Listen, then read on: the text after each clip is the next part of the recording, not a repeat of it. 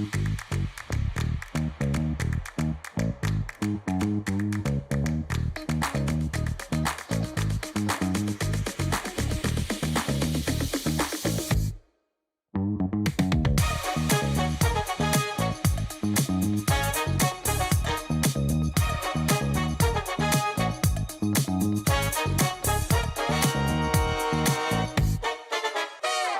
Mark, you ready for this game tonight? Yeah, I'm excited, man. Cupsy, what are you doing over there? Don't worry, boys. Was just on AztecSafety.com, took a fire extinguisher safety course. Paul, I'm putting out the fires from now on. Woo!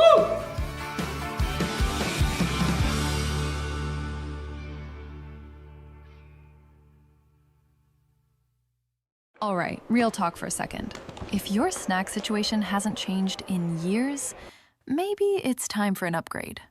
The Chocolate Lab makes legit chocolate that's worth paying attention to. That's it. Back to whatever you were doing.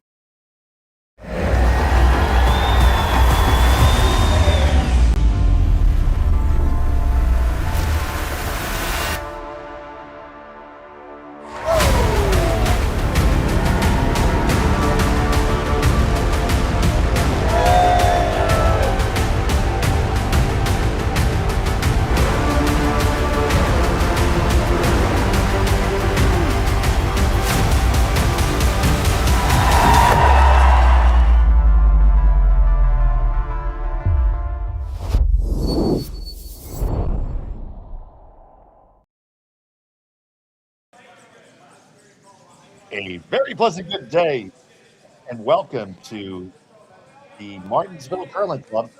It's the Curling Stadium, Martensville International.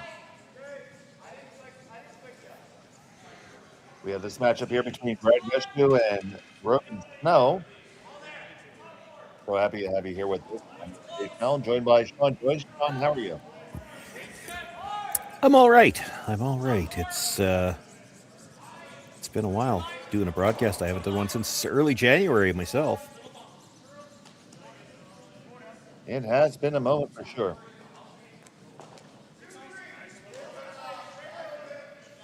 One of the reasons I think this event was put on is a few of the teams here that are going to be at the Briar and haven't had a chance to play in a while and won't have a chance to play in a while. So I put this invitational event on so that a couple of these teams could get a chance to get some games in at a competitive level. And it works out for some of these teams from Saskatchewan as well. They get an opportunity, and we're seeing one of them here, this Rogan Snow team, very young team.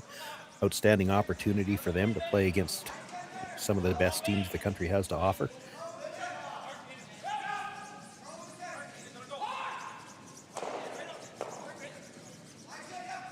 And it is Brad Gushue with hammer here in the first hand on the red snap.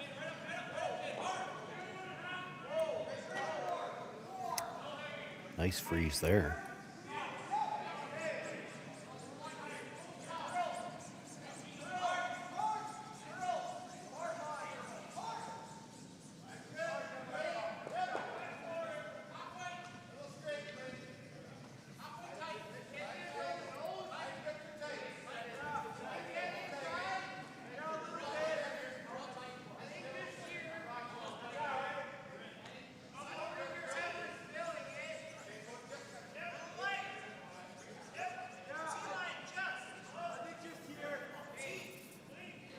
Brenda wants to not only get the quarter freeze here, but he needs to break the existing one just a little bit, so they got a way to get that yellow out later. This might overcurl on him.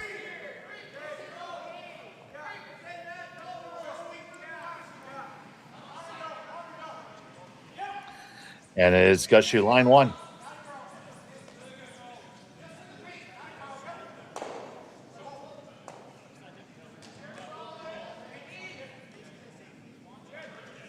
Angles are still pretty good for Snow right now. It did that little rub off the red. He wanted to stay on the center line side of that yellow, tap them a little bit. Wasn't able to get to the tap. The angle's okay for Brad, but there's still no separation on that yellow-red shot combination. This is a long ways out. He'd like to get a little piece around that red. Well, there it goes. And just short.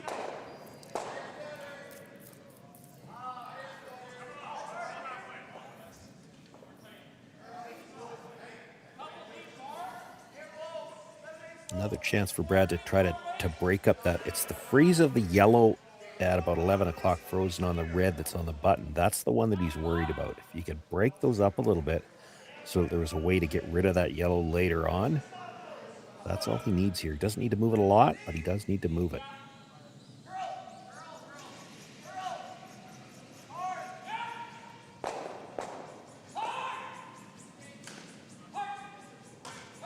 So here comes Brendan Botcher with a stone.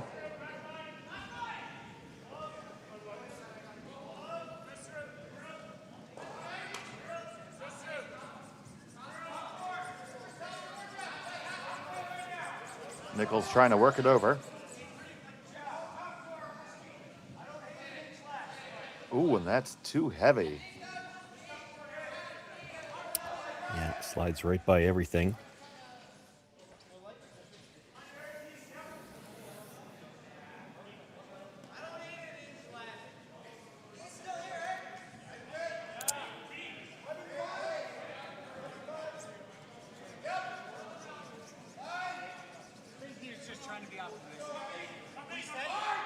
Another attempt to come across the face of that red that's in the 8 foot. He needs to get well across it because there is still, I mean, the angle is really good for Brad right now, assuming that he can move that first stone. You don't want to stay on the outside, it would just cue it up. So first to two for Nathan Roy. This is awful close to making it for them. It did.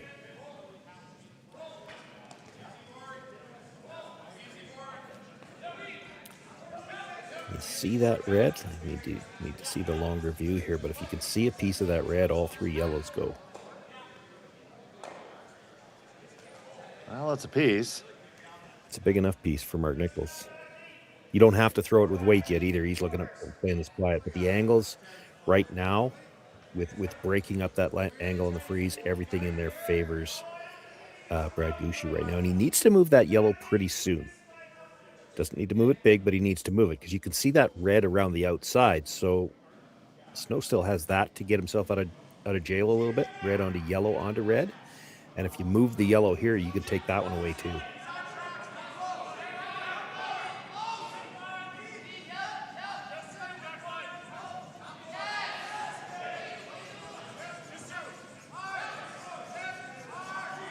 So on the way from Nichols. Not going to get what they had in mind. You just kind of hung out a little bit there, Sean. Yeah.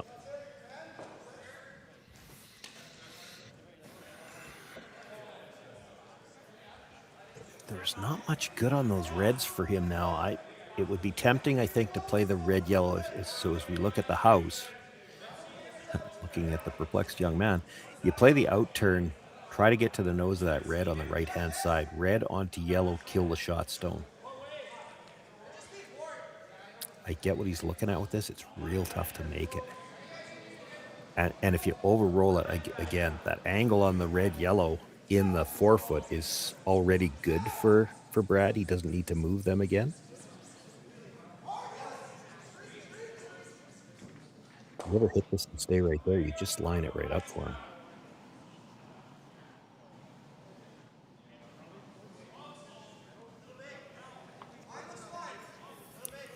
You hit it on the outside, you might make it for him. This has got to curl a lot. Oh, there Guard goes. trying to work it over now on the straight side. Get past the guard, no problem.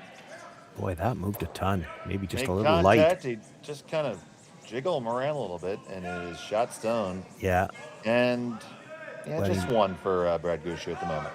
kind of ruined the angle he had on that shot at the side, although it's really tough to get that yellow to go now.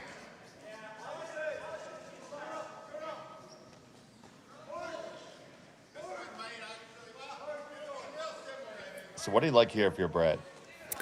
Well, I like what he's looking at. Like right now, it takes you 2 shots to get both of those yellows out of the 4 foot because they're so well frozen.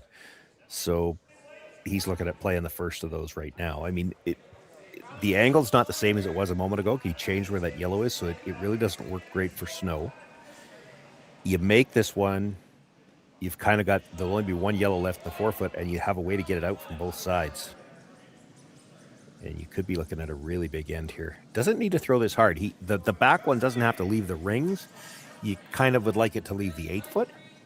This is more a line shot than a weight shot.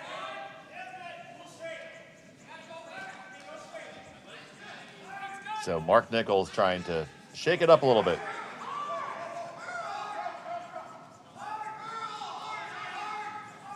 This might overcurl. No, I think he's good. Made good contact, pushes it back into the back 12. And that's what I mean. That one at the back didn't have to leave, but now he can see a piece of that one at the top of the 8 or 4 foot, so he could slash it into the yellow if he had to. He's got the same shot to kill that one out of the side of the 4 foot. You could be looking at 3 or 4 right now, and Snow doesn't have much of anything to bail himself out here. You freeze to the top one, you're still giving up a shot for 3. What about just whacking it? Where? How? You can't I don't see know. much.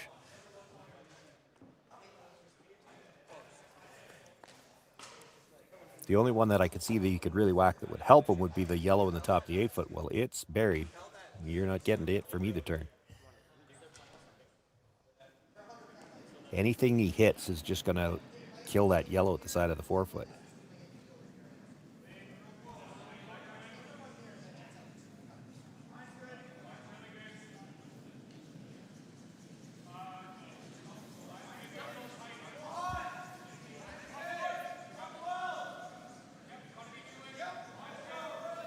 Trying to corner freeze the one at the top of the 4 foot, I guess, and hope that you have something off this with your last one. This is basically a setup shot because you're going to be 4th or 5th if you make this, and Brad's going to have that shot on the other side again to sit 3 for sure.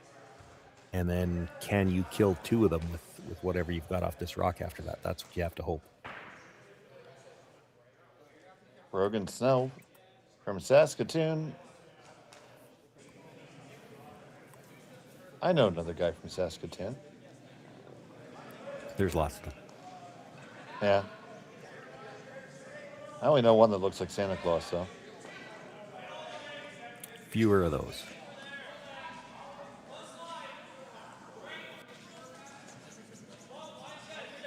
This one does not look heavy, Sean.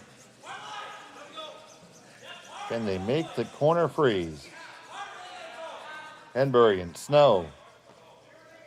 And it is indeed light. Big trouble now for Snow.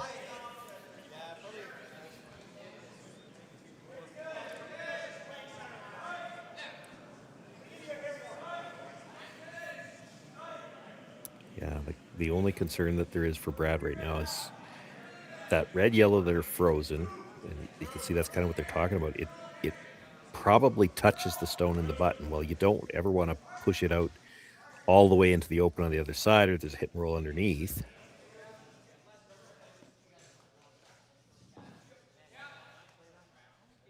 You can play that on your last one, and it doesn't matter if it pops it into the open. But then if you're doing that, what are you playing here?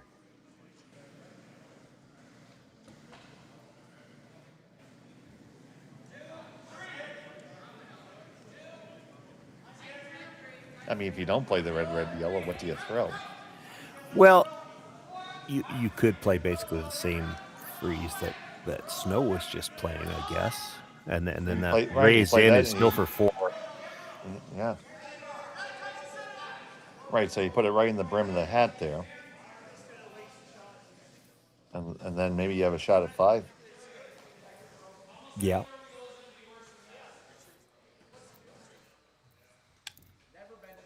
Playing here on sheet 1, the Churchill Brewing Company sheet.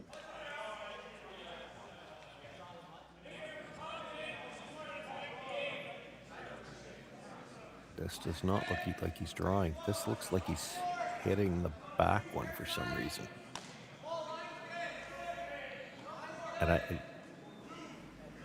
yeah, he is.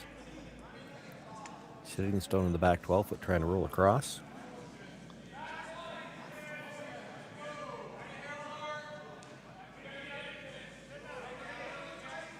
So first of 2 on the way for the skipper.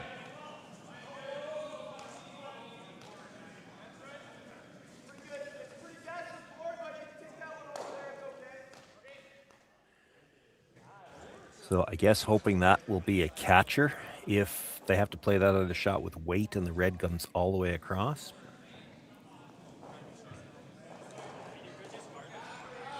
That is next level ninja stuff.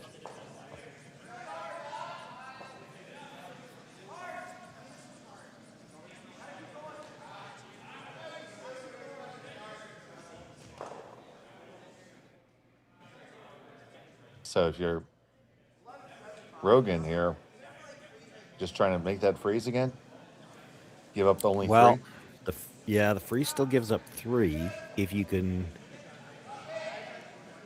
If you get by the one at the top of the 4-foot second shot, biting the top of the button, you might be able to hold him to 2. Come to the back of the button, it's still probably a shot for, it might be for 4 then.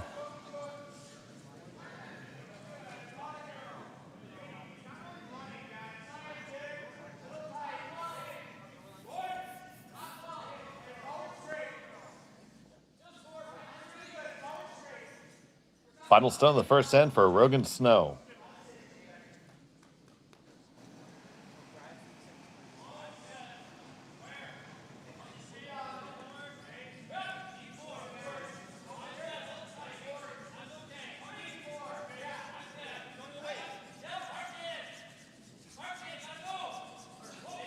Working hard to try to get up there. You need to get there for a freeze, and this one is gonna come up light again. So it'll be a shot for 5 for Brad Gushue if he wants it, but looks like he's just gonna draw for 3.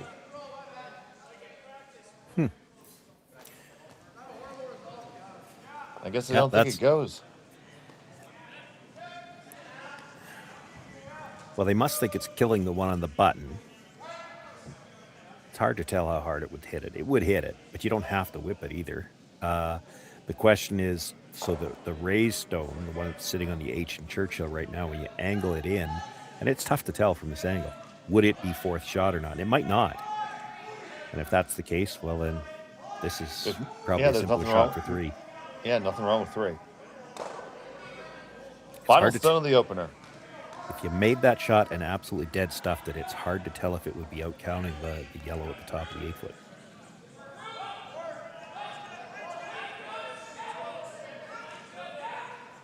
Walker and Nichols. Escorting it down. And this one saunters into the house, no problem. It's a big score of 3 for Brad Gushue in the first end. Rogan Snow will have the hammer in the second when we come back. You're watching Curling Stadium. Developed over a decade in collaboration with the finest ice makers this side of the Atlantic, the Pebblehead PB5 is nothing short of a triumph of sophistication and craftsmanship. Weighing less than half its lumbering copper predecessors, yet boasting 10-fold their durability, the PB5 delivers perfect, consistent ice, time after time.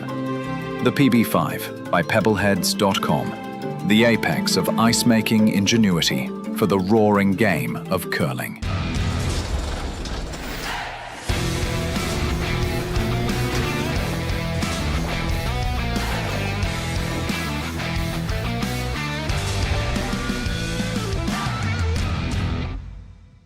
Brett, come on, man. I know Aztec's #1 for online safety training, but we really should be out here practicing. I know, guys. I'll be right there. Just let me finish this course on gas detection. Wait. Do you smell that?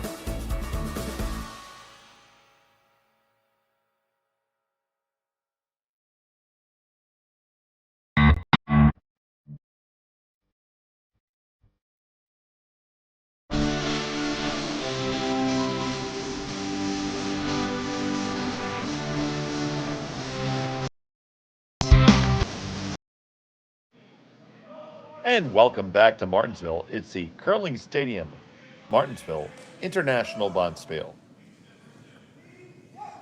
It was a score of 3 for Brad Gushue in the opening end. Rogan Snow from Saskatoon has the hammer here in end number 2. He's throwing the yellow stones. Happy to have you with us. I'm Dave Schmel. I'm joined by Sean Joyce. And Connor Sims is our producer.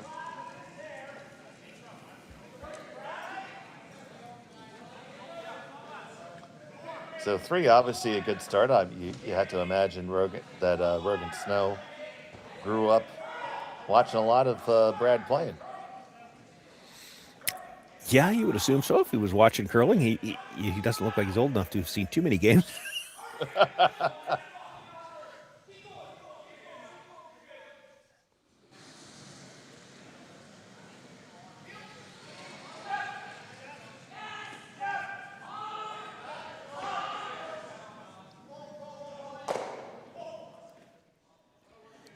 I do think they have to be excited for this opportunity, though, too. And you know, not just a Gushue. They'll get a chance, perhaps, to play against, well, depending whether or not they make the playoffs. They're in their own pool. They've got Bradley Moser's one of the better teams here. Ryland Kleider, runner-up in the province, one of the slam teams. But he's a team that plays mostly on tour, so even though he's based out of Saskatchewan, they won't get a chance to see him that often. And there's Kevin Tuma out of Minnesota, so an American team that, you know, another team that they wouldn't get a lot of opportunities to play.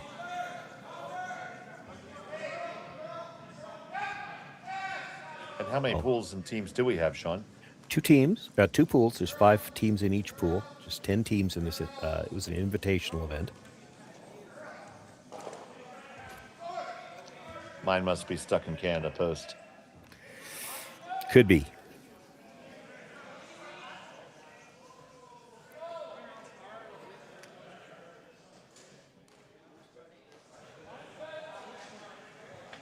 And the center guard goes up, no problem.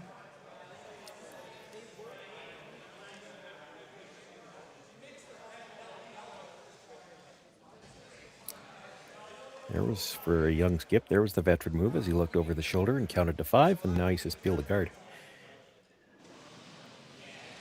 So enough angle there. Yeah, enough angle there that they might be able to get all 3 of them here.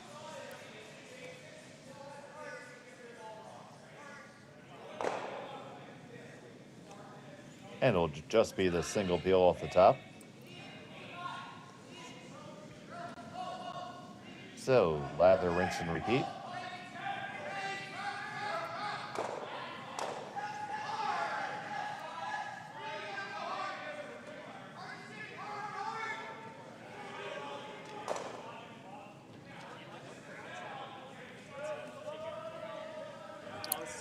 This is Brendan Botcher. Go ahead. Yeah, first game of the event, so we haven't really had a chance to see the ice yet, obviously. I haven't played in Martensville yet this year, but I know they do have new rocks. They usually have plenty of curl. So there might be room on the intern to chase that shot stone and try to roll towards the corner. Let's see if Rogan chooses to take that on, or Well, if he goes the peel again. I think you play the peel for now, but he's going to have to keep that in the back of his mind for, at some point in the end, you're going to decide it's too late to peel anymore, and we're going to try this.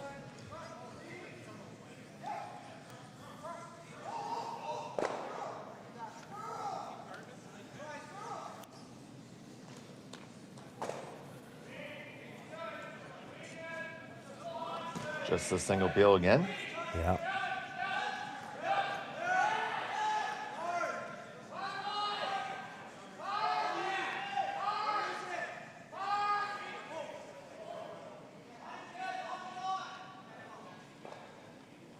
And now Nichols.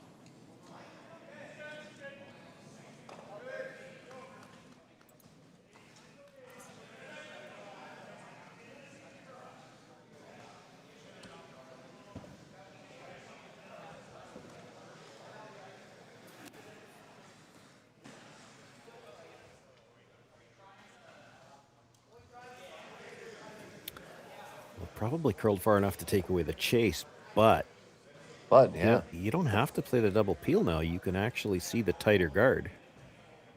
He's not even thinking about it, though. More angle to go after getting all 3 of them, but you missed the second one here. You've missed an opportunity. The long guard by itself really doesn't guard much.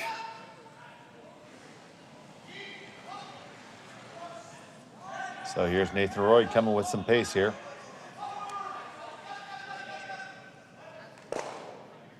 Gonna just remove the top one again. Chance for a better one.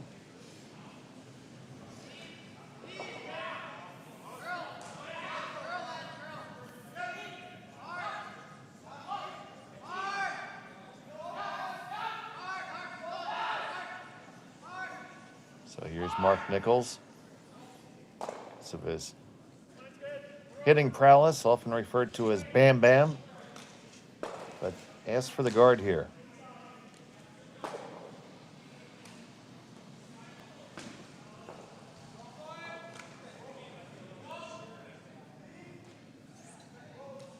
Over curled again there, Sean. Yeah. It definitely takes away the chase.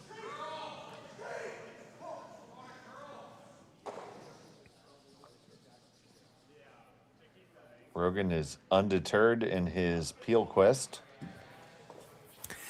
Yeah, he's just hoping to get away with a blank now.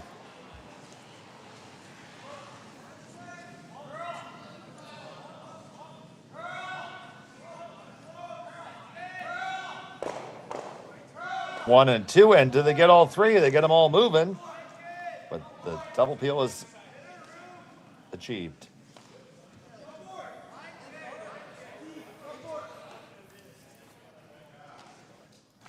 Well, it gives him an outside chance to get two because he's got double corners there right now. So does Brad draw under that first, or? I don't think he wants to be under. If he's under, then there's a chance that Snow just follows it down, sits second shot, and then hopes he's got a double for the last one to get his deuce. Because I don't think there's any chance Brad's guarding that stone. So I think you want to sit open, try to force him to play the double right now. If he makes it, he sits open. You've got no worse than a blank. If he doesn't make it, you've still got the force. Yes, for a skosh less ice.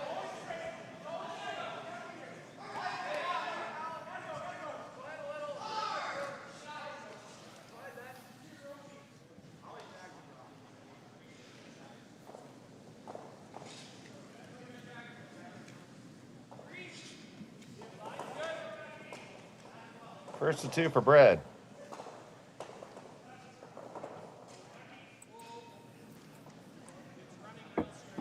Doesn't look light. Yeah, both brushers standing straight up.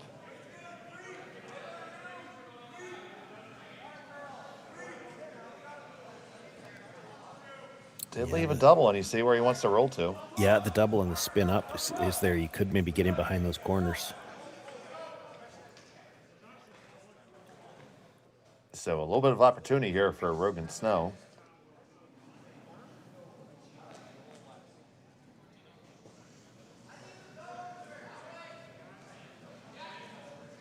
Looks like if he wants to spin up half, or maybe just the thin side of a half, would be really close. You hit a quarter, you're going into the side of the other one, you stay open. You do have to be a little careful. I mean, it looks like there's room to hit that thick enough where you could actually roll across the top of the second one, not make contact with it at all.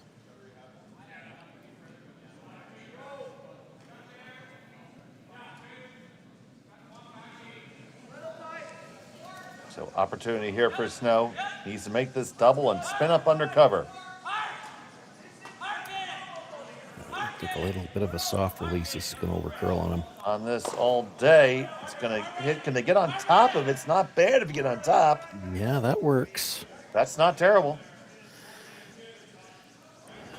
Well, Brad will try to hit and roll behind the corner. If he can make that, he's still got the force, but he's going to lose the one at the back of the forefoot. His shooter is the only one that he's going to be able to hang on to here.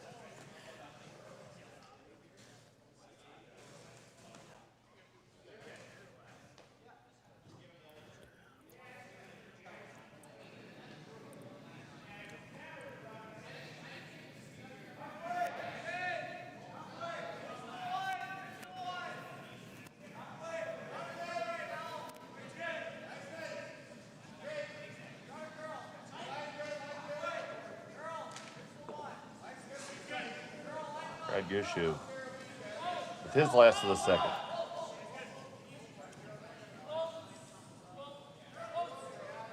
Just watching this one. Wants to stick around. Makes a hit. Will it stick around? Will it stick around on the edge? Will it hang on? Yes, it will. Yeah, that's not a bad spot for it either, because he could probably see it. I'm sure it's out past the guards, but now you're throwing a hit in territory that nobody's thrown on yet. Don't see a lot of that, buddy. No. And this is only the second end of the first game. Like, what's it going to do out here? This is not a blank I want to try to throw. No, because, you take broom off the edge of the stone, and if it runs straight on you, it could very easily hit the boards before it gets to that rock. If it curls on you, you crash the guard, it's a steal one. Which begs the question, do you just let yourself get forced here? Because if you miss, and then I think that's terrible. what they're talking about. I think you have to, Sean.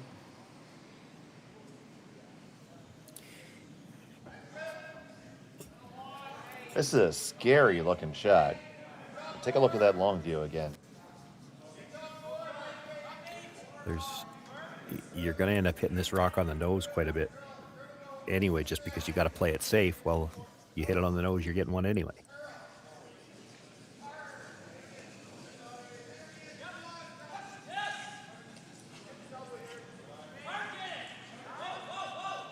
Final stone on the second end.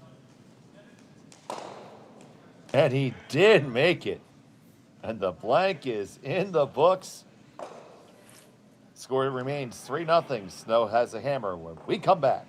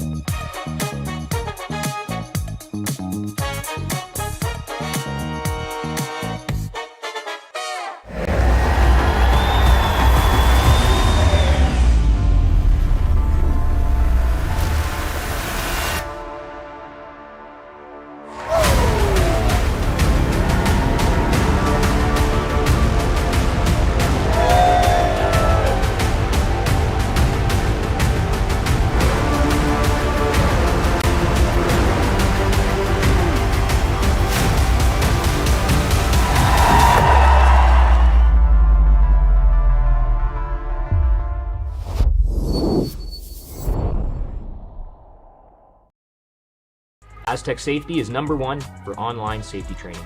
Aztec Safety is the proud sponsor of the Aztec Safety Challenge, the #1 event on the World Curling Tour. And Aztec Safety has been a proud sponsor of Team Jacobs on our quest to represent Canada at the Olympic Games.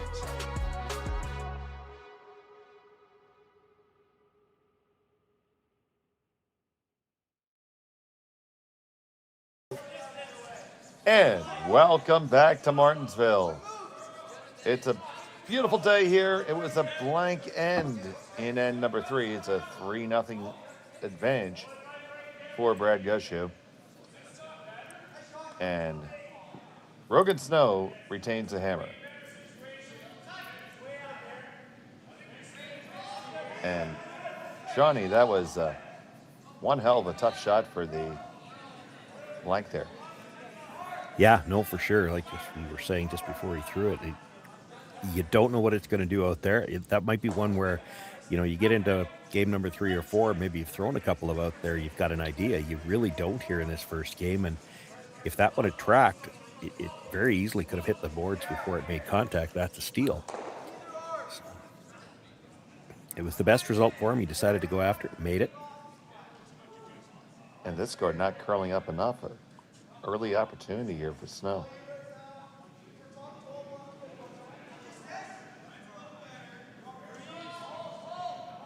Yeah, he'd like to play the freeze, but it's really tough to get there. By the time you're by the yellow guards, you might well over curl it. You could come around the corner guard. You can actually make a play on that stone in the rings. The guard's not touching the center line, so if you happen to tick it going by, it's not the end of the world. You could make the freeze on the out turn, don't you think? You could, but he'd like to cue it up to go towards the corner guard if he could.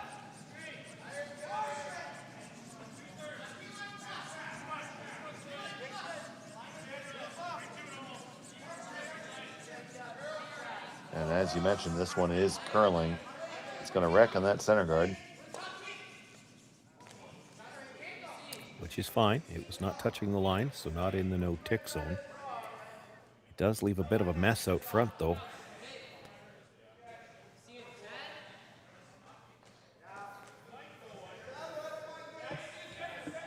And that port is inviting and just saying, welcome aboard, sailor.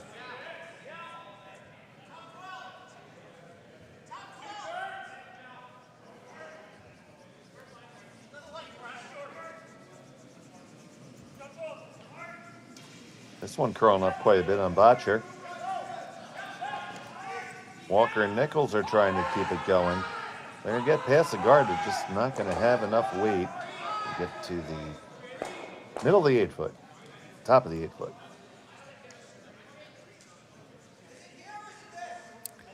Tempting to make a play on that stone on the button now, I think. And freeze would not be my play. I would be thinking like back line weight, maybe. Yeah, move it, try to roll to behind the corner, open up some more scoring area because you don't have a lot to work with right now.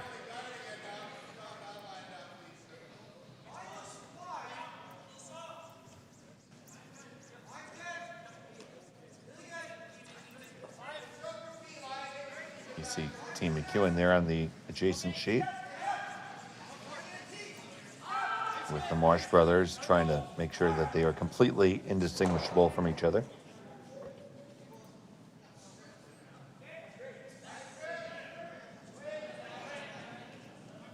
Oh, that overcurled.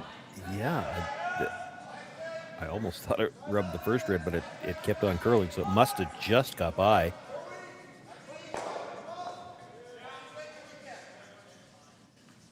Well, you freeze the pocket here, and Snow's going to have to start hitting.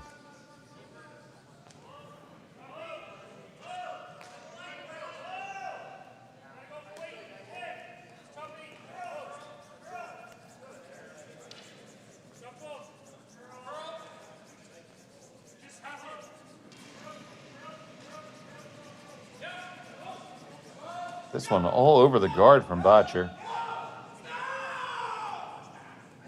Big miss there, but what do they really leave? Left a port. But it's you have to throw some weight type port.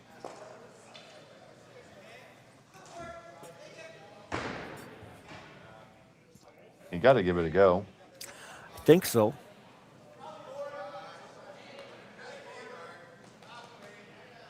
Nice thing about it is you make the port, you're going to hit the red, and you're rolling behind corners. Like, this could sit too buried and no real way to get at either one of them.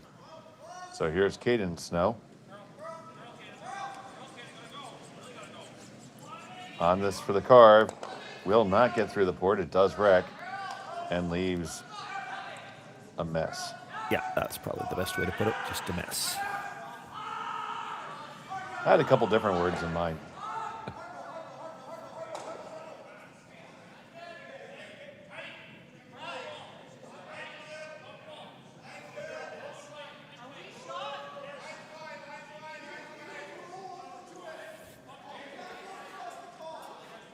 Yeah, there's a red yellow onto the red at the top of the 8-foot. So Brad looking at guarding that. Hard for him to do much with this rock. So it's, what's the best shot that Snow's got left, and guard it.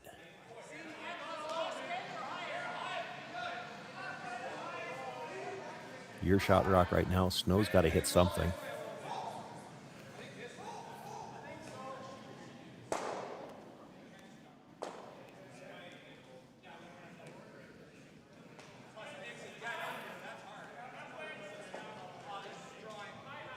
So 1st and 2 from Mark Nichols.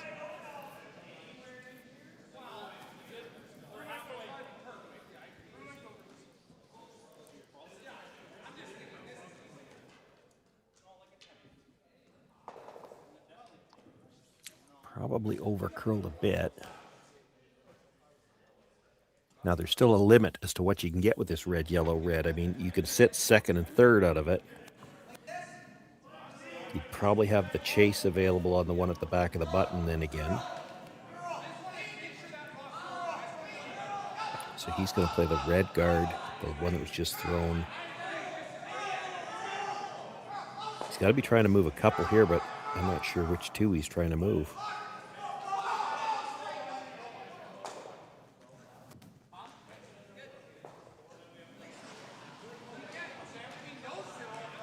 So Nathan Roy with the southpaw delivery.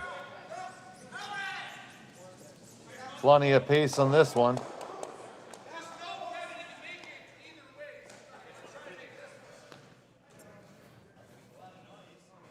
Bad luck for that other yellow to get behind the tee line. They could have used that later.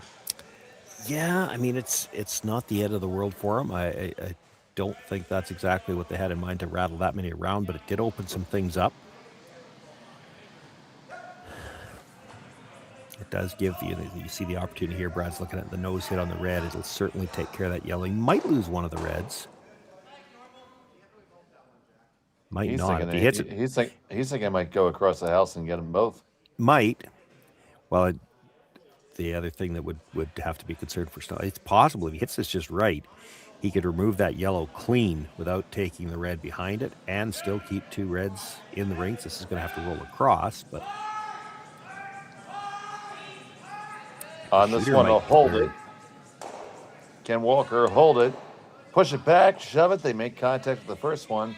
And when all is said and done, they lie 2, 3. Maybe 3. But there might be a triple. Where's our telestrator, Jerry? Even if he just makes the double, getting rid of that one at the top of the forefoot, he'll be at worst sitting second and third.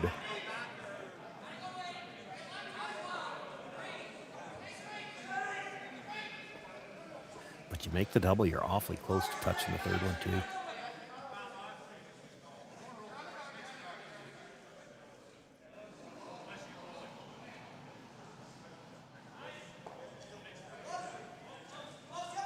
Nathan Roy with his second.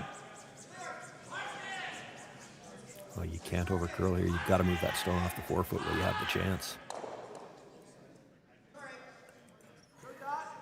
That's not good because he actually moved it behind cover, at least partly. That was certainly unfortunate.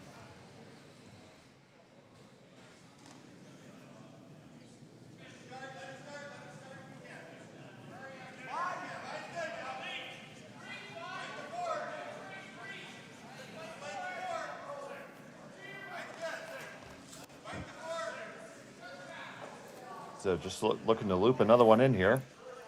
Well, he's hitting the yellow one and trying to roll in a bit. But so maybe he thinks the yellow's second. Like, it's really close.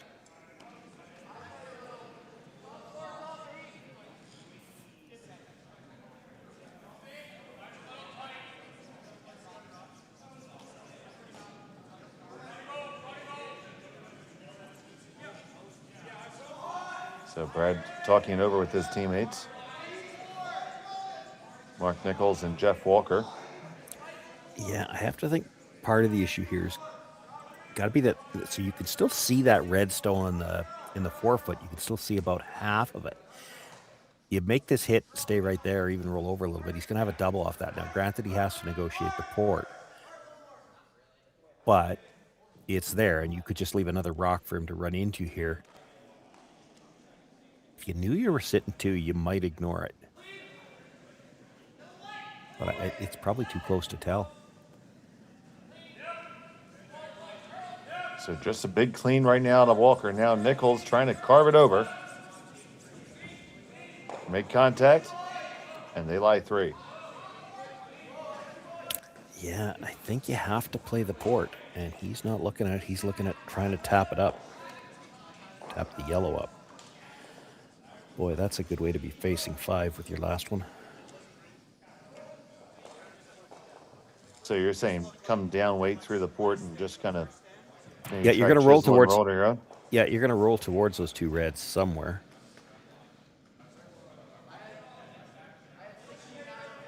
Great shot if you make it. Yeah, well, most of this end, I've been saying he needs to get that rock off the button. He hasn't really thrown any weight at it, with the exception of the one double attempt. And, they just went by it. But you've got very little scoring area. He's looking at playing the tap on the yellow right now. Will you make the tap? If you make the tap dead perfect, Brad Gushue plays the straight back double, and you're facing 5 with your last one. And no way to the button.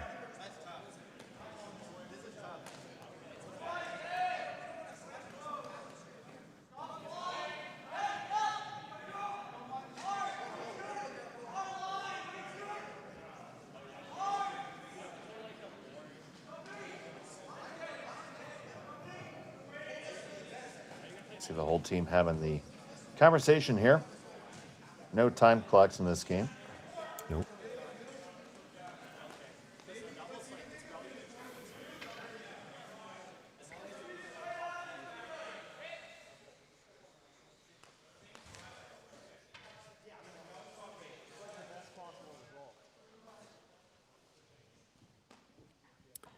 Well, he's settled on the tap. They did talk about trying to cross the yellow enough that you tap it onto the red, which, if you can make that, at least Brad wouldn't be able to remove it. But boy, that's hard to imagine finding a tougher shot to try.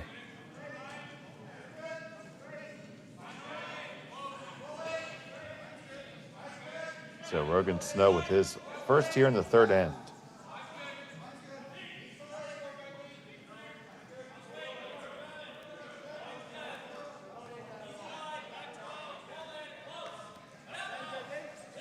He's got to curl a ton.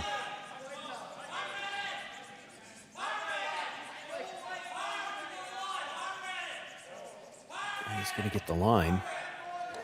The reason he got the line. Does it have the weight? Yeah, no, the it reason he got the doesn't. line is he didn't have the weight. So it's still 2 for Brad Gushue. Yeah, and Gushue doesn't even have, he could hit it, sit 5, but he doesn't have to because he's already sitting 2 and there's no double. Oh. You know what? I'm in favor of sitting 5 anytime I can sit Well, 5, Sean. Yeah, no doubt, but there's a little bit of risk, right? You hit this off the nose and jab it onto one of those reds at the back and then roll away, and you leave him a hit in the middle for 2. I mean, it's there, but if you ever jam it... You just throw a center guard? You could come around the outside. He's going to play the hit. He's going to play it with quiet weight, but that's the thing. It's not just to throw the broom down and go hit this. You do have to be careful. If he jams it on either one of those reds, it would be second shot. So you really, and you could see all of this, but you're flirting with that yellow at the top of the 12 foot. You don't want to touch it either. So they'll throw quiet weight here and let the sweepers work this one on the way down. Try to get very close to the nose.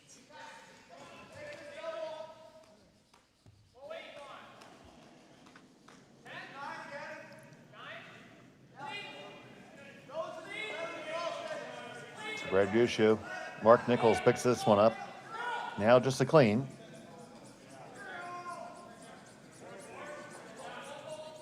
Walker trying to mosey it on over. This is going to jam a little bit. They do lie 2. Pretty well covered. Well, I mean, the one he just threw is covered. It might have stopped just in time. If that slides a little farther back, you hit the one that's open with, you can see 3/4 of it. It touches for sure. Yeah, I don't see how you ever kill the other one. Well, if they're almost touching, like you hit 3/4, it's going to move it. I just don't know if it moves it far enough. It doesn't have to move it very far, though. A foot. It moves it a foot. It's far enough. So the key there is to play it with enough weight or speed to catch it, kick it out, and still leave your shooter there. Yeah, but you can see 3/4, which is, more than you need to hit. Depends on the weight you're throwing, I guess. Boy, it's not like the draw's a gimme either. As they talk this over, we'd like to thank all of you who might be first-time viewers, who might be watching that other relatively minor curling event going on. Boy, those 2 rocks are really close together. If they're touching, it moves for sure. I can't see any air. There's a sliver, but not a lot. There's a good look at it. You see just a skosh space between them. Yeah, well, I'm not sure what you're at the top of the stone, but right where the running bands are, I don't know. There's not much, if there's any. And again, it doesn't have to move it very far. You look at that yellow that's sitting third shot at the back of the 8 foot. So it's only, what would you say, 5 inches off the 4 foot. So that rock, like, forget about a foot. It only needs to move about 8 inches. And if they're touching, it will move for sure. Now, the trick here is you're hitting 3/4 and you can't afford to roll out of the 4 foot. So you have to throw the weight so that you can hold the shooter for sure, and then hope it moves that second stone far enough. Rogan Snow, final stone of the third end, trying to make a deuce. Needs to just clip this and hang on to the shooter. Hold the line, hold the line. Oh, you wrecked the top guard. Wreck on your own in the back. That might save it and make it only one. I think it did. It is a steal of one for Brad Gushue. And he'll have a 4-0 lead. We'll be back from Martensville in just a moment. I think, yep, there we go. You're watching Curling Stadium. Who knew after 20 years in real estate I'd have to make silly videos for Instagram and come out behind a tree? Stu, we need to do this stuff. Why can't I just door knock into open houses like I did in the old days? That doesn't work anymore. Okay, so it's because I'm sitting here behind a tree. Come use us for real estate.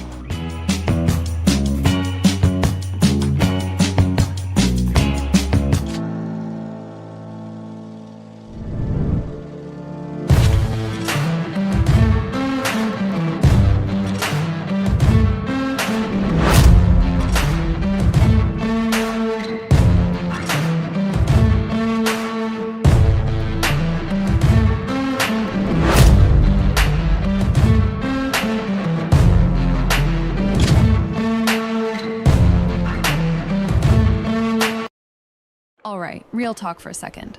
If your snack situation hasn't changed in years, maybe it's time for an upgrade. The Chocolate Lab makes legit chocolate that's worth paying attention to. That's it. Back to whatever you were doing.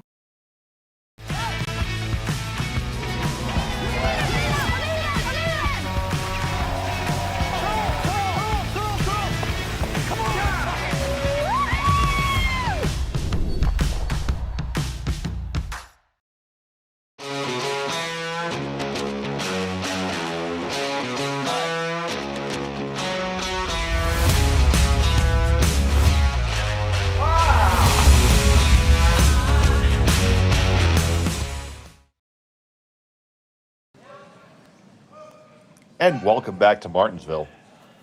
It's the fourth end. It was a single stolen point for Brad Gushue. Rogan Snow has the hammer here in end number 4. And Sean, we are picking up some new viewers due to the Olympics, and we're obviously very thrilled to have you joining us. Thank you for tuning in to Curling Stadium. Please give us a like and a subscribe. That would help us out a lot. But they have a question about curling, Sean. So e-casino events ask, why do they sometimes put a spin on the stone and others push it out straight? Well, the first part of the answer to that question is everybody puts a spin on the stone. Some of them will come through with a little bit more pronounced rotation than others, but you'll see them all put a rotation on this handle. And at this level, a lot of these players, especially with these rocks that curl extra, they'll put on a little bit extra rotation. And the reason the rotation's on there, what you can't tell from watching, and there's no way we could even zoom in close enough to show you, the ice is not dead flat. They actually put a pebble on the ice. It allows things to slide a little bit better because there's some airflow underneath the rocks, and the rotation helps to make the rock curl. Now, there are a variety of theories over why a rock curls, and I'm not going to go into all of them. But that's, so you see this rock with an out we call it an out turn with the right-handers, but it's a counterclockwise rotation, and it will curl from the thrower's right to left. The in turn or the clockwise rotation curls the other direction. So they put the turn on, the rotation on the handle to help the rock curl. There are a number of videos online that will show you. In fact, there's a physicist out of, I want to say South Carolina, I can't remember, but he did a video on it a few years ago, and part of it is if you talk to the scientists about it, the curling rock will actually curl the opposite direction to what science thinks that it should, but that's based on going on a completely flat surface. So there's something to the thought about the pebble. There's also some thought about perhaps scratching the surface, which gets into the some of the stuff that's gone on with the brushing in the last few years. It's been even a little bit controversial. But the short answer to the question is the rotation will help to determine which way the rock is going to curl. And then they'll use the sweeping to try to, basically, if you can keep that rock moving a little faster, it'll delay when it starts to break.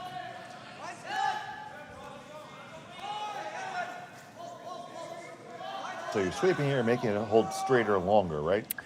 Yeah, there used to be some thought that you were just, again, holding the rock straighter, but I think with what we found out about rocks and stuff for the last few years, is basically you're just trying to delay the break. The rocks nowadays, especially when they get them nice and aggressive with the technology that exists now with sanding stones, the rock will start to break harder as it slows down. Well, if you can keep that rock from slowing down quite so much, you can delay that break point a little bit. Right. For me, I always like to describe it. I was a bowler in my day, and the bowling ball skids for the first 20 feet on the lane once you release it, and a curling stone does much of the same thing. So, if you accentuate the skid portion before it grabs, it's just going to go out straighter. You're going to change that break point. Yeah, and that's essentially what they're looking to do now. Again, there's some evidence to suggest that there's also an effect of scratching, not just from the brushes, but also from the rock's running edge itself. And now we're getting into a lot of theory that I don't think there's consensus on it. So there's no point trying to address that here in a webcast, but there's research going on that all the time still. There's still, I don't think there's a consensus yet on what makes a rock curl. My personal belief is that with all the theories that are out there, it's probably actually the ones that are debating it usually think, well, it's either the scratching or it's the curl, and I think there's probably more reasonable to assume that it's some combination.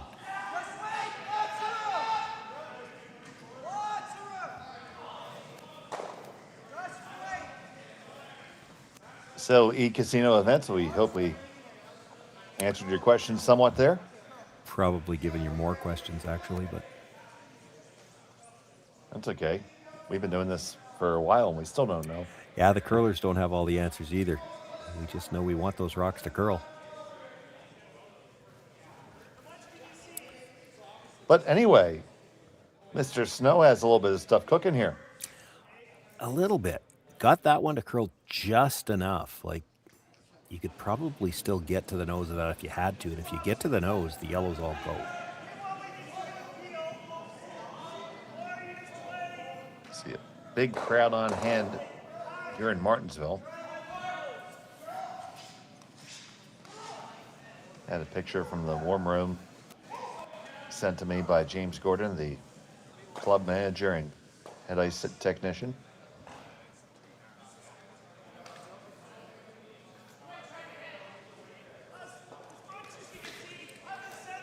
Can see just all of it, so they're going to give it a go.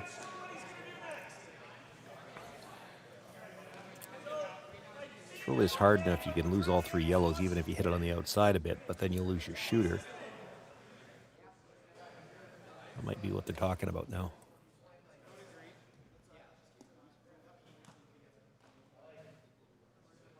Still have to get close to the nose. You hit half on it. I don't know if the top one goes.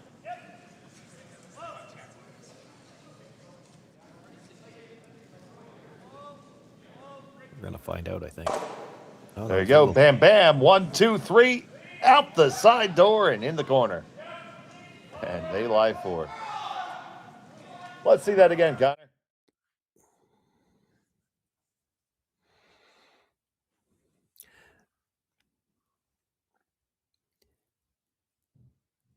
Still backing away from that center line right there. And then from the hog line in, it moved a bit. Gets it thick enough to make sure that all 3 yellows go. Still a pocket at the back of the forefoot.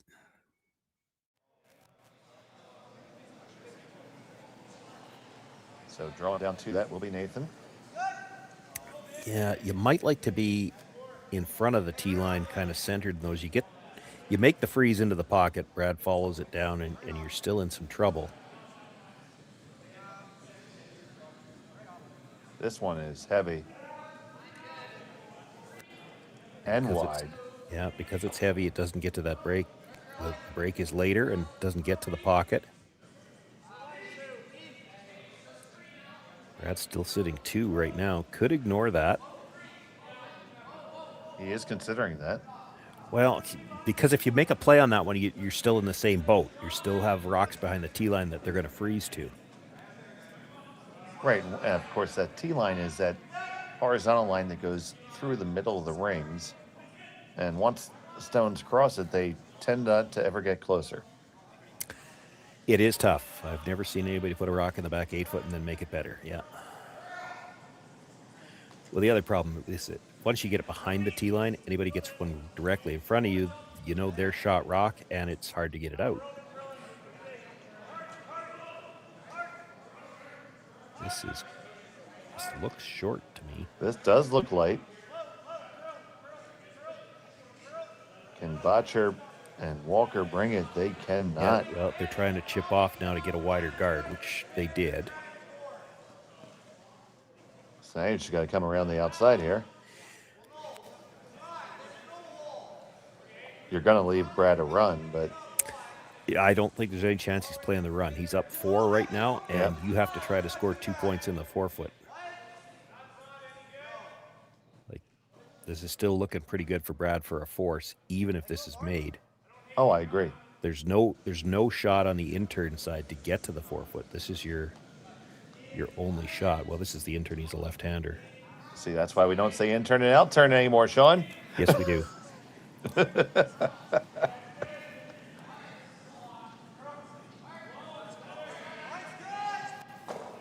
So Nathan playing his intern. We say intern and outturn because intern means you're turning the stone in towards your body, right? I guess that's why they've said it that way, yeah. That's what I was told. They could have been lying to me. He's got great line, but didn't get there. Yeah, the sad truth is that is short, and it is still 2 stones counting for red. And I'm not sure how you get in at all right now if you're Rogan Snow with his skips pair. That wide corner guard kind of takes away any path you've got to get to the forefoot on the other side.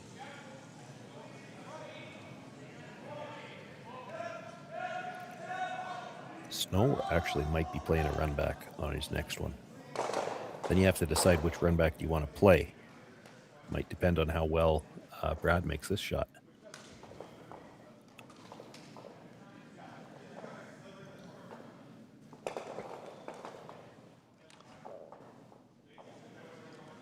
So 1st to 2 here for Brad Gushue.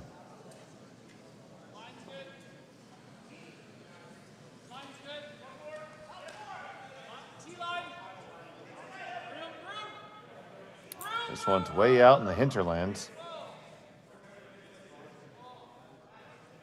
And it caught some fresh pebble. It's skating on him.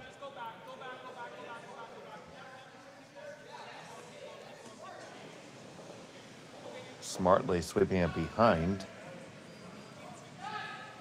Not to leave Snow anything to use.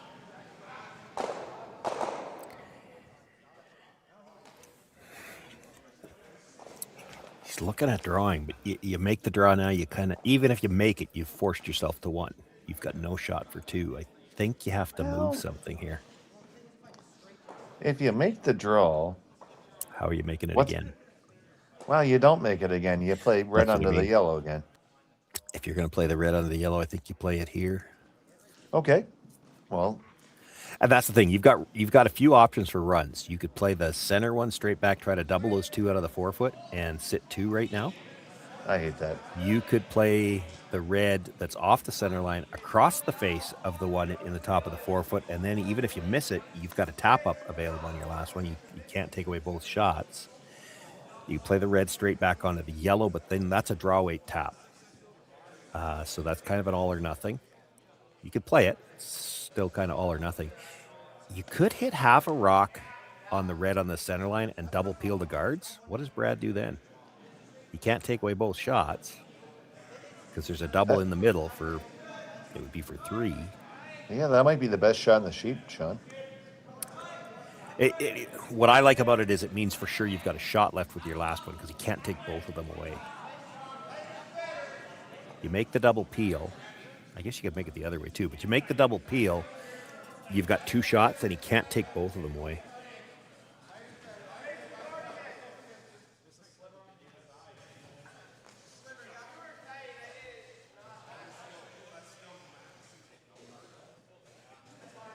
He seems to be eyeing up the red under the yellow here. Yeah, I'm not in love with this one. Just it's an all or nothing shot, and it's not going to give you anything extra with your last one anyway. Like, and he's playing with enough weight with this ice, I would think, that he actually could kill that yellow one.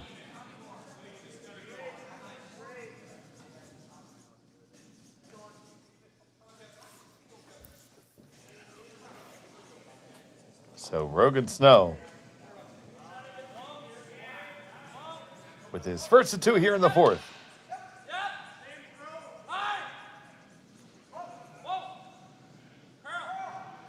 Just a clean. Now a little bit of a carve. Tap it. Push it back. And you only push the 1. It's still shot stone for Brad Gushue. Well, Of course, you corner hooked it. pop too, so I don't think you don't even have any runs now. You have You have the down long- lane chase on the left side. Well, you got the corner. You can run that yellow in to the Well, back. yeah, I think you could just chase it too. I think that's what Brad's going to defend. Yeah, you could. We could take both of them away with this. If he gets the guard underneath that yellow, he'd have to play it as an out turn. Coming off the line, get underneath the yellow. You could take away the port and the run.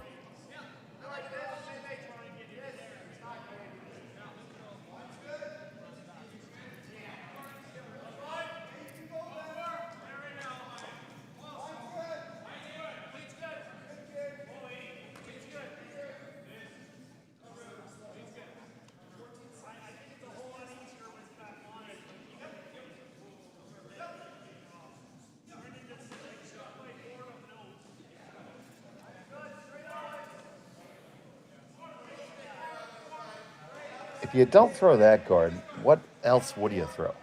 The same out turn draw if you could get to the corner, get to the freeze on the yellow, which you probably could, but you're already up 4. You don't really need more points. What you need to do is stop him from scoring a bunch. And I feel like you had to do something like that just because, ooh. Oh, he's looking at the run. Well, you could. Red onto yellow. And it drags a bit. It actually might clip the one at the back It just might. with the drag.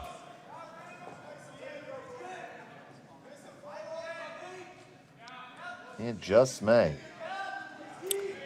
Doesn't have to whip this either, so that red stone at the top of the 8-foot, it's going to spin into the 4. You could sit 2 off this as well, even if it misses the back one.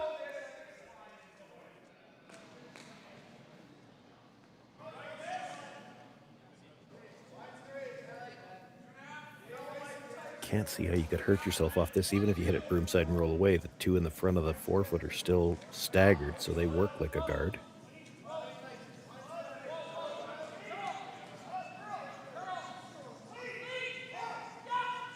Back and forth, off and on. It's pretty close. Push it back onto the red. Takes out the yellow.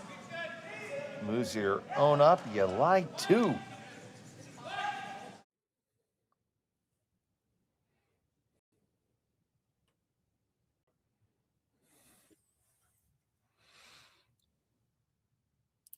Using that weight control again. He had the shot last end, looking for the nose hit, didn't come up. This one grabbed that center line and really moved hard. So now Rogan Snow is facing two. And in a tough situation. It's going to be just the draw. So a draw weight shot is a draw looking to just stop in the house right where you want it to be.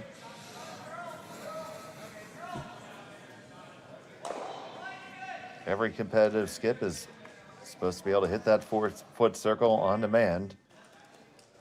Yeah, I'm just not sure you can hit enough of it to actually be shot rock. And he's going to give it a shot. Needs to do this to stay in the game, or else it's going to be good night nurse pretty soon. Rogan Snow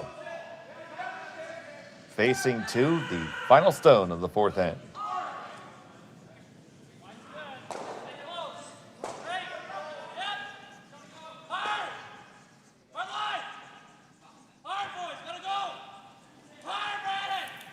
The boys are on it hard. This is really curling. He's got to get by the front one.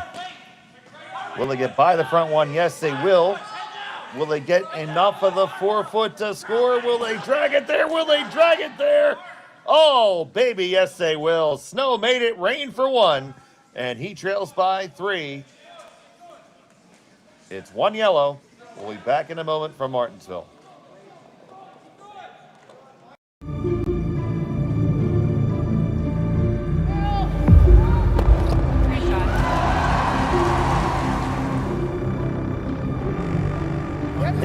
Yes. Whoa. Oh, boy.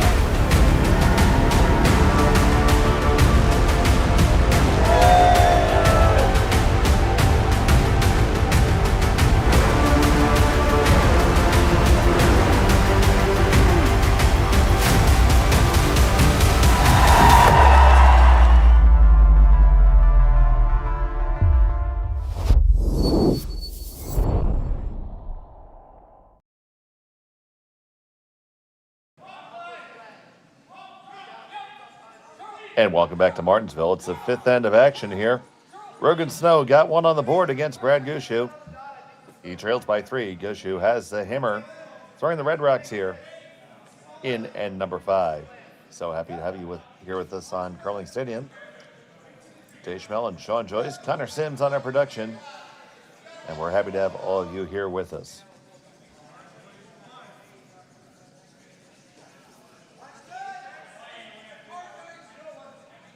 So, got to figure those opening couple end jitters are maybe a little bit behind Rogan now.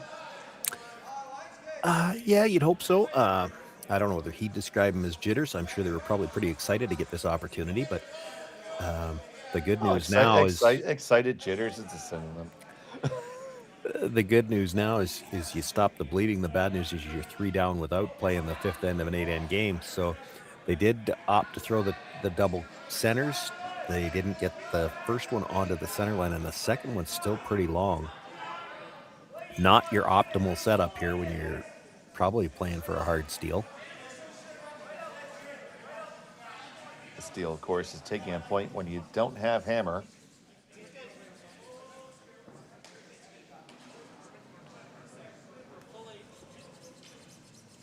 Jeff Walker bringing this second one in.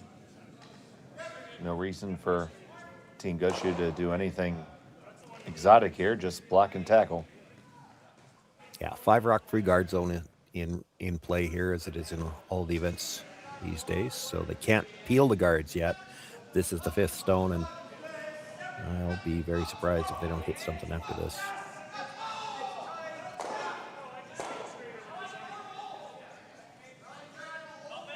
So here's Caden Snow.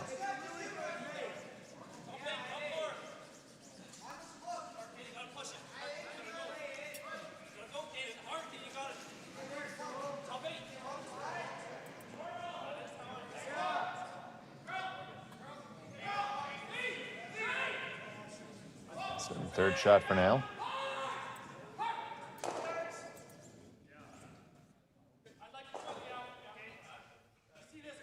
Brendan Botcher is going to be called on for the double peel here.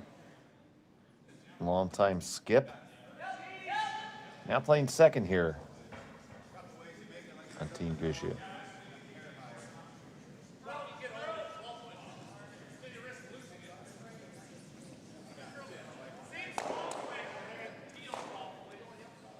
Makes a double peel, but does leave a guard, but extremely high.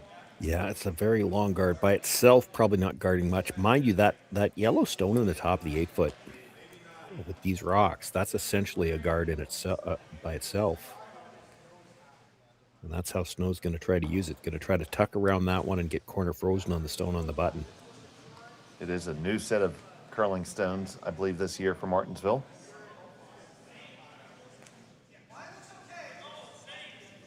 Or at the very least, new handles, because they certainly had blue handles in the past. No, they are new stones. I believe they came from K's, but could have been Canada curling stone. Yeah,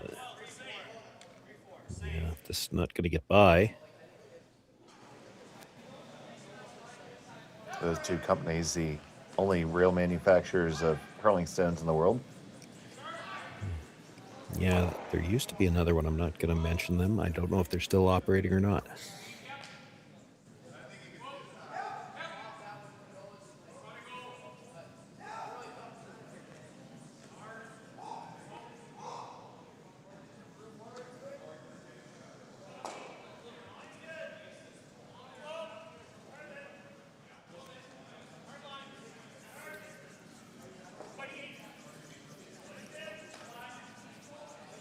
This draw attempt from Botcher is not heavy.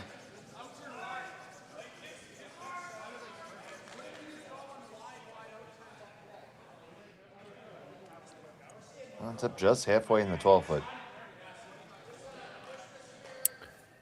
Yeah, fortunate that they rubbed off just a little bit so that it's, you could run that red straight back if you had to. If they left that overlapped, it would have been something that Rogan could have tried to just loop around everything. I think he still might try to give it a go. You could. The problem is, even if you make it, it's a straight run back on that red.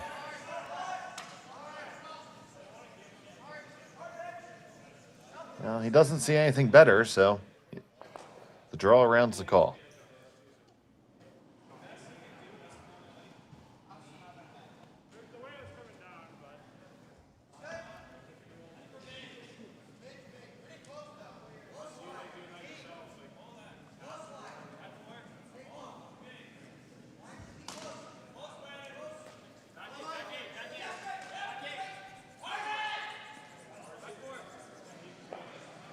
Oh, just rubs it. Yeah, but if he doesn't rub it, I think it's pretty deep.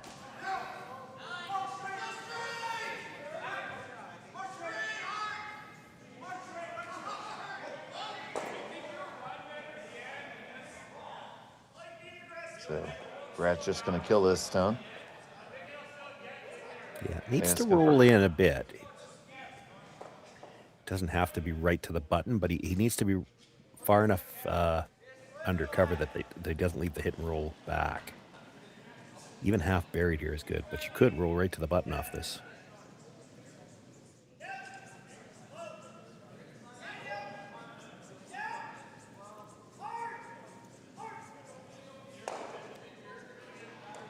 Nichols makes a hit. Beautiful roll right on into the button. And they lie 1, 2, and 3.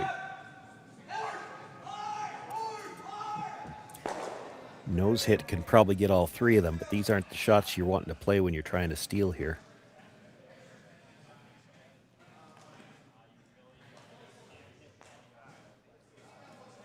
Well, peel weight called for.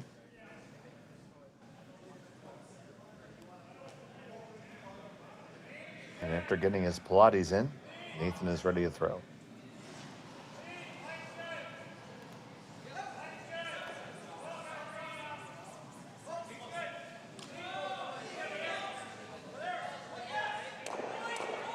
One and just two.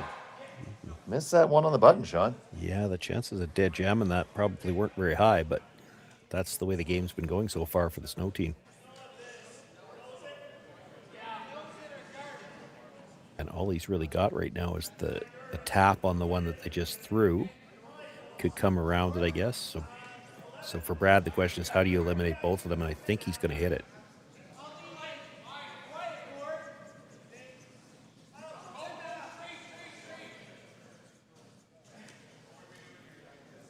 Probably worth debating a little bit. Where do you want to end up with this? Do you just want to nose hit it, stay right there, let him try to come around the red? You could probably roll a couple of inches to the outside. That would take away a little bit more of the forefoot.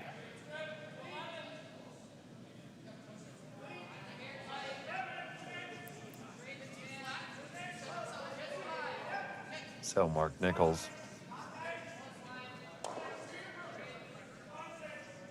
Just a nose hit. I think you got to loop around everything now, Shoney. Yeah, and I mean, Brad knew that's what you were going to do, but you make that, it's a red stone coming back. It's still, the edge of the button is still well over buried on that red guard too. So even if you can loop this around, there's no guaranteeing you can get shot rock here.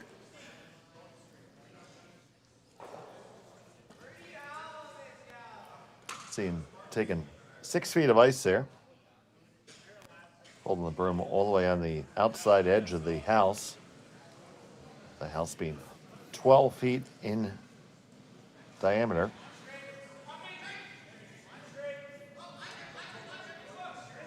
I think he would like less ice. Just as kush. He, in order to bury this far enough under the guard to be shot rock, he's really going to have to flirt with it on the way by, and then you'll see them sweep from the offside looking to finish it as much as they can. Oh, this is going early. Pick it up right out of his hand. Looks like he turned it in. Well, it certainly made a move early. Will it get by the guard? Well, It it says, might, hi, how you doing? because And it's it really says, heavy. good night, good evening, and so long, farewell, auf Wiedersehen.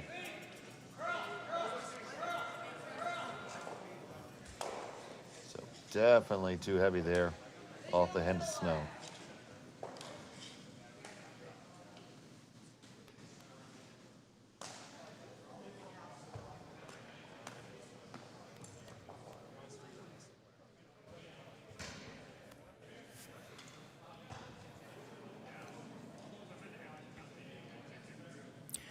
Yeah, I'm not sure if Snow's got a shot to score or a shot to set up a steal, even if Brad doesn't throw here. But if he tucks this one around, he could be sitting 3, and I don't even know how you cut him down. Might have to try the red run.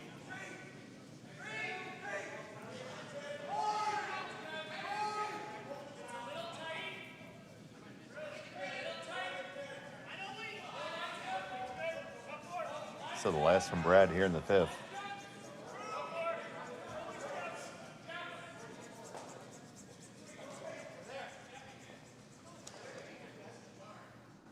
Don't want to bring this too deep.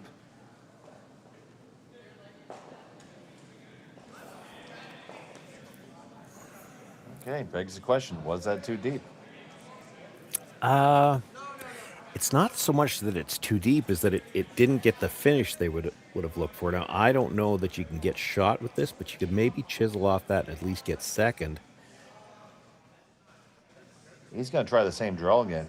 Yeah, just try to get to the inside of that. If you could touch off it, he might be able to get across enough to get to the button and sit shot rock. Now, there's still going to be a shot there for a pile. If nothing else, it's a run back. But you can get second shot off this for sure, and possibly shot. The tricky part of that is if you've got enough weight to roll in for shot, does it still curl? Rogan Snow.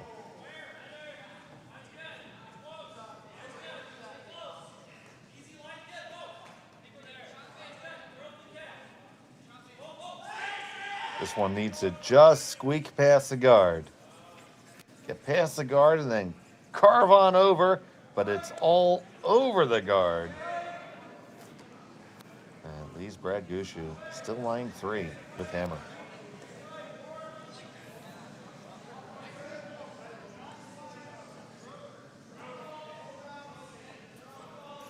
Obviously, hindsight being 2020, was it ever a good shot to freeze on the corner freeze the shot stone from the other side? Well, no. Okay. Just scoreboard, right? You freeze on it, corner freeze on it from the other side. Brad's still 1 shooting for 2. That means you're down at least 4, maybe 5. Like, that was his shot to try to get shot rock, but honestly, it's not down to that shot. They just really didn't have a good end. So final stone of the 5th, trying to put a 4th point on the board.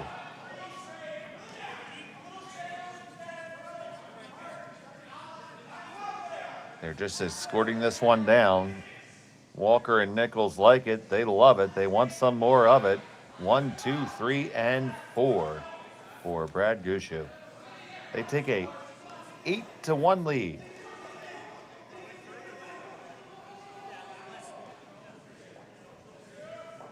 And we'll be back from Martensville in just a moment. Developed over a decade in collaboration with the finest ice makers this side of the Atlantic, the Pebblehead PB5 is nothing short of a triumph of sophistication and craftsmanship. Weighing less than half its lumbering copper predecessors, yet boasting tenfold their durability, the PB5 delivers perfect, consistent ice, time after time. The PB5 by Pebbleheads.com, the apex of ice-making ingenuity for the roaring game of curling.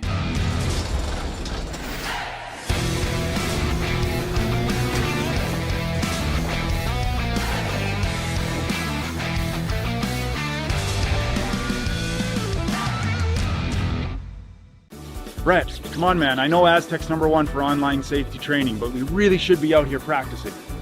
I know, guys. I'll be right there. Just let me finish this course on gas detection. Wait. Do you smell that?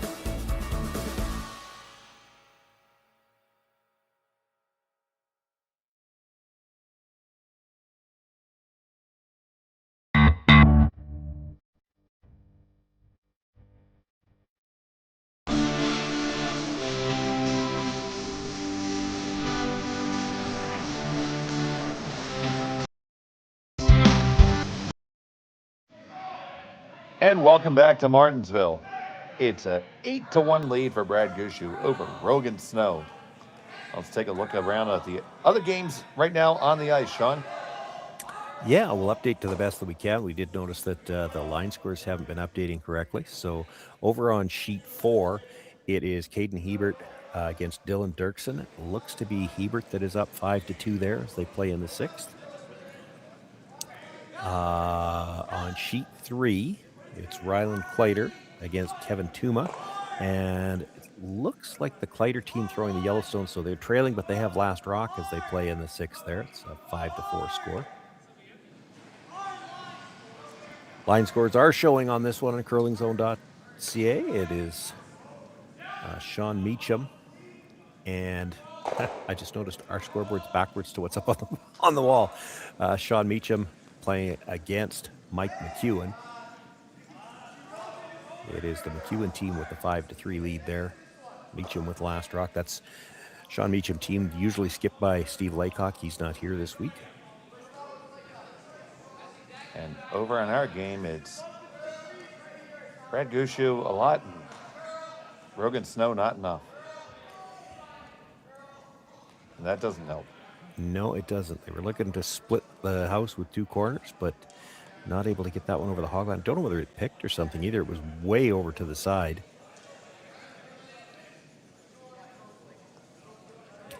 Even had it crossed the center line, it wouldn't have been covering any of the rings. So.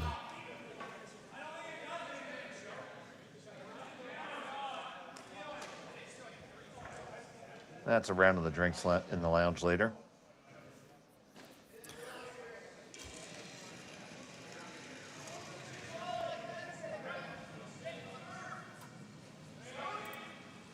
So we were talking some during the break. Obviously, this game is not going the way that Rogan Snow would have envisioned it. But we mentioned that just play a good end. Yeah, you will see this from time to time. If this was later on in the event, the Snow team would probably have conceded after that last end. But this is the first game. And in particular with the Snow team, they don't play again today. So you've had a game where nothing's gone your way so far, but you still have 3 games left to play after this one. You didn't exactly get onto the ice here, so there should have been that little discussion here. Okay, well, we've lost this one, but we need to find the draw weight. We need to throw some good shots, get some confidence up for the next game. And that should be the approach here. It's just, we just need to play one good end. And so far, that's not working out for them.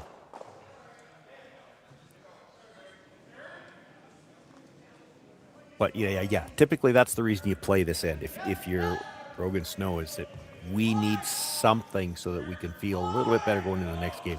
Just nothing has gone their way this game. They haven't been able to find the line. And a couple of times when they did maybe find the line to get by, they were a little heavy on some draws. So you just tell your opponent. Hey, the Stone's got to come back this way anyway. Yeah.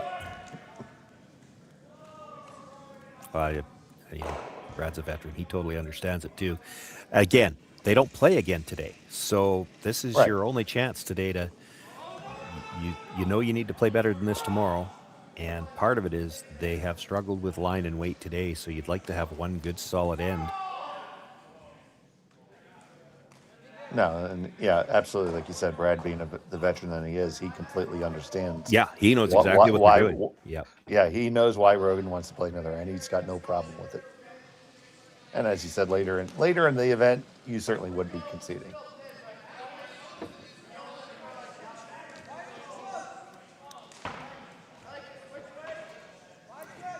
If you were older, you might be too. Oh, especially if you're in one of those C event slogs, back to back to back to back to back to back to back. Yeah, it's a round robin draw. They already know when they play, so. There is a lot of merit to that, Bonspiel coordinators.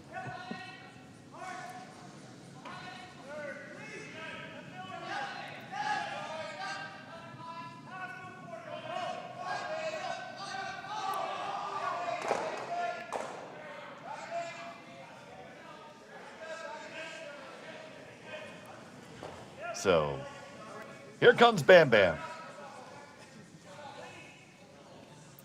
Make everything go away and roll out a play here. And Bam Bam! There they go.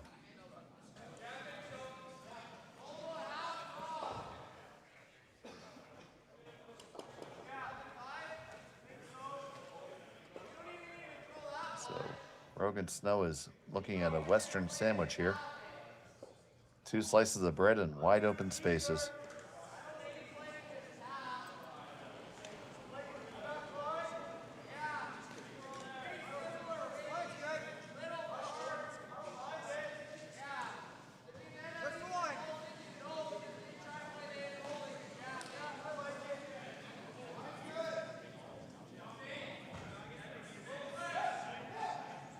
This one has to find the brakes. Will it get a little piece of the side? Oh, it just does hang on. Oh, that's a good shot. They were trying to stick it way out there on the edge. They did that. I mean, it's not giving you much to work with, but they did find their way out onto that very outside edge of the 12. No, they put it right where they wanted it. So here comes Nichols trying to get the outside biter. And that flob is removed. Yeah. Those are always, I mean, it's not so bad. You're down 7 points. You're not getting back in this game anyway. But if you were down, 2 or 3 trying to score here, and you have to watch that stone, you have to stay with it, just get that nice little biter. And by the time the sweepers get back down to the hog line at the other end, it's already gone. Those are frustrating. We used to have a poster at our club, it said, "Nice shot, take it out."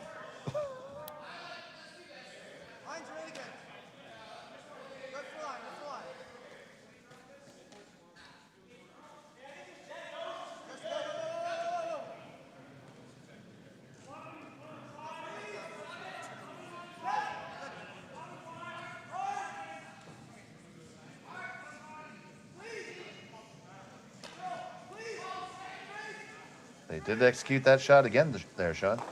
Yeah, just keep sticking it over there, and maybe hoping the sweepers trip over the rock dragger there.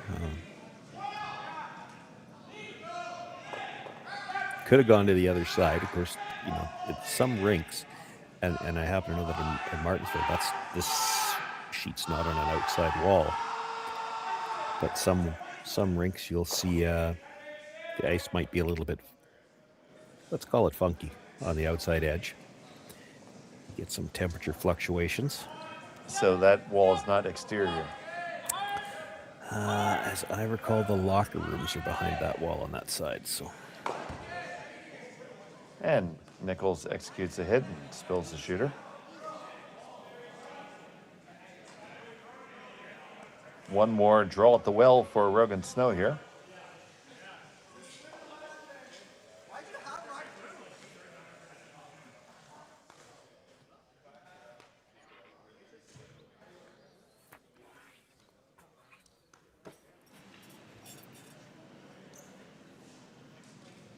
Now you see here, he throws with a tuck delivery. Commonly done in Manitoba and by some other bearded commentators.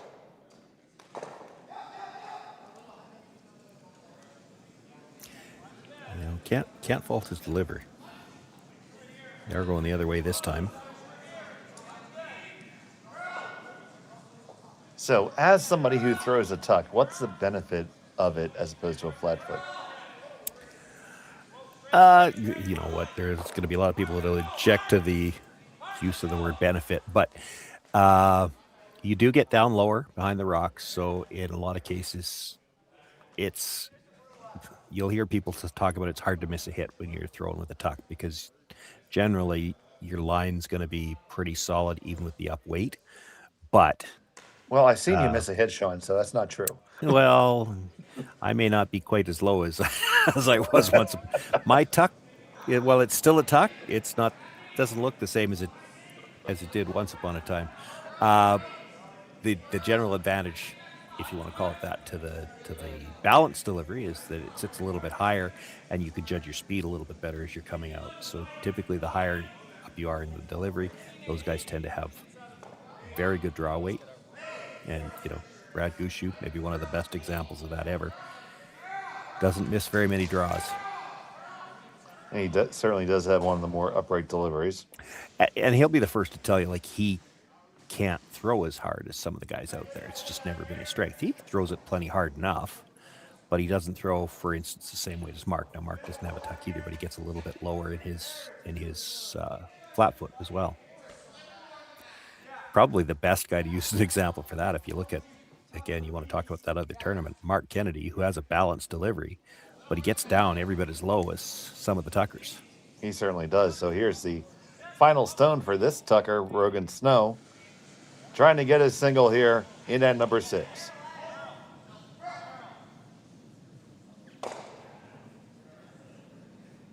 And it's going to just careen out? I think so. Oh, come on, give it to him. Either way, that's handshakes. It is out of the rings. So you can hang that final score as 8-1 in favor of Brad Gushue.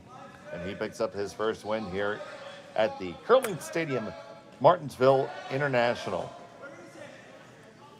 I'd like to thank all of you for watching. We'll be back on the air later this evening at 7 o'clock Mountain Time, 8 o'clock in the East. For Connor Sims and Sean Joyce, I'm Dave Schmelt. Thank you so much for watching Curling Stadium. Good day.